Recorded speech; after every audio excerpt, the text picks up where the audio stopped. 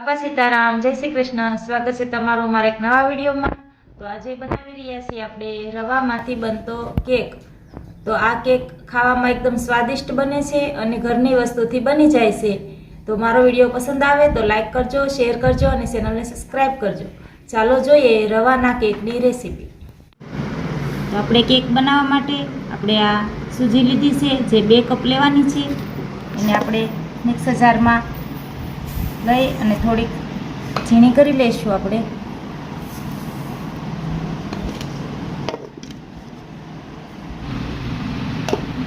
સૂજી mixer જારમાં થોડી આપણે ઝીણી કરી લીધી છે। હવે એને એક બાઉલમાં કાઢી લઈશું। 2 વાટકી સૂજીમાં આપણે 1 વાટકી ખાંડ લેવાની છે, તેને આપણે મિક્સરમાં દળી લઈશું।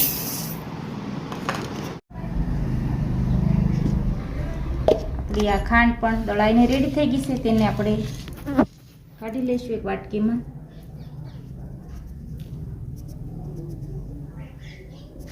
આપણે આ રવાને મિક્સર જારમાં લઈ લઈશું। એમાં આપણે જે આ દળેલી ખાંડ રાખી છે તેને એડ કરી દઈશું। હવે આપણે 1 વાટકી દહીં લીધું છે, તેને પણ આમાં એડ કરી દઈશું। હવે આપણે આનું બેટર બનાવી લઈશું। હવે આપણું આ બેટર બની ગયું છે, આપણે એક બાઉલમાં લઈ લઈશું।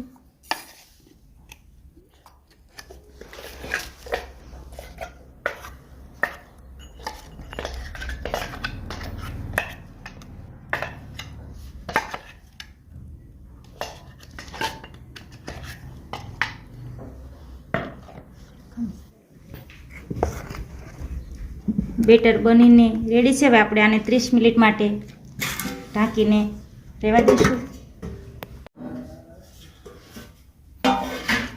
આપણી સૂજી ફૂલીને સરસ થઈ ગઈ છે।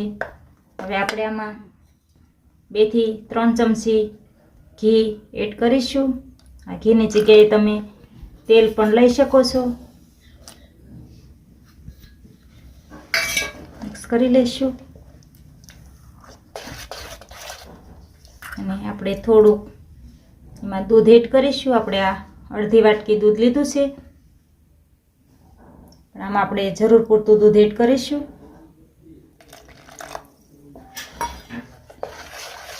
હલાવતા જઈશું આ રીતે।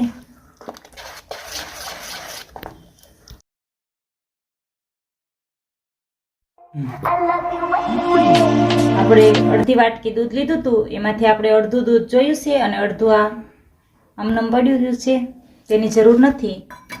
અને હવે આપણે આ એલચી દાણાનો ભૂકો લીધો છે, તેને એડ કરી દઈશું। થોડી આપણે તૂટી ફૂટી એડ કરીશું અને તેને મિક્સ કરી લઈશું।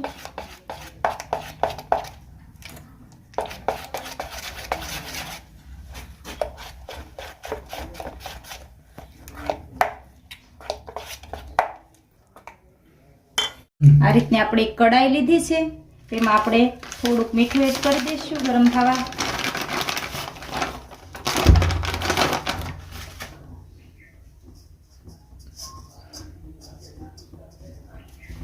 થોડું મીઠું એડ કરીને ગરમ થવા દઈશું।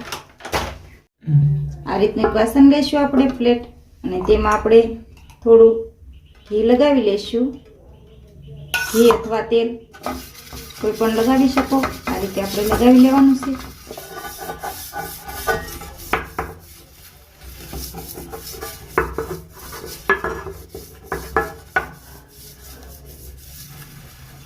હવે આપણે આ ઈનો લીધો છે, તેને આપણે એડ કરી દઈશું અને ઈનો આપણે છેલ્લેથી એડ કરવાનું છે।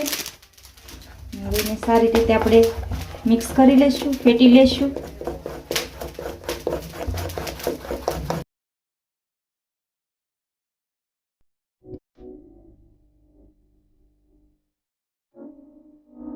બેટર આપણું ફેટાઈ ગયું છે, જોઈ શકો છો આમાં બબલ પણ થવા લાગ્યા છે। હવે આપણે જેથી ગ્રીસ કરીને રાખી છે પ્લેટ, તેમાં આપણે લઈ લઈશું।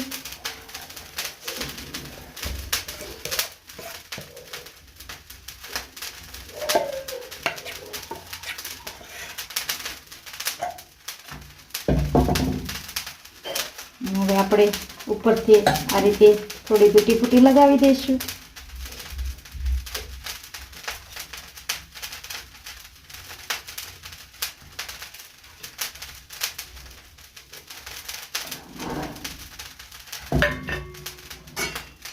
હવે આપણું કડાઈ પણ ગરમ થઈ ગઈ છે, તેમાં આ રીતે સ્ટેન્ડ મૂકીશું. અને ત્યાર પછી આપણે આ જે પ્લેટ રેડી રાખી છે તેને આ રીતે રાખી દઈશું.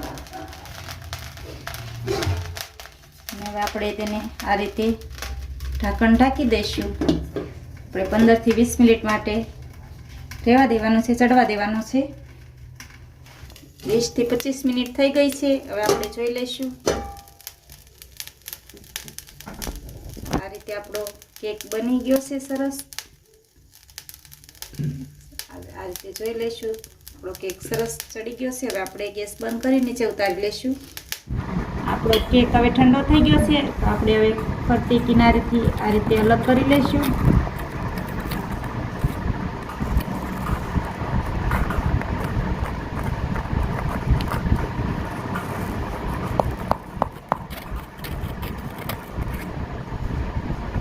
એક પ્લેટમાં આ રીતે રાખીશું અને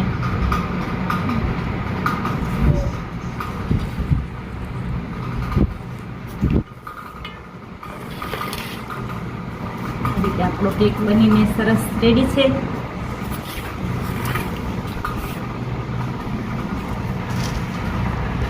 જોઈ શકો છો તમે. હવે આપણે આ કેકને થોડોક ડેકોરેટ કરીશું. આ કેક આમનામ પણ ચાલે, સરસ લાગે, પણ આપણે થોડોક એને ડેકોરેટ કરીશું. તો આપણે આ રીતનો મઠ્ઠો, આઈસ્ક્રીમ મઠ્ઠો આવે છે તે લીધો છે અને તેને આપણે આ રીતે થોડો થોડો ઉપર લગાવી લઈશું.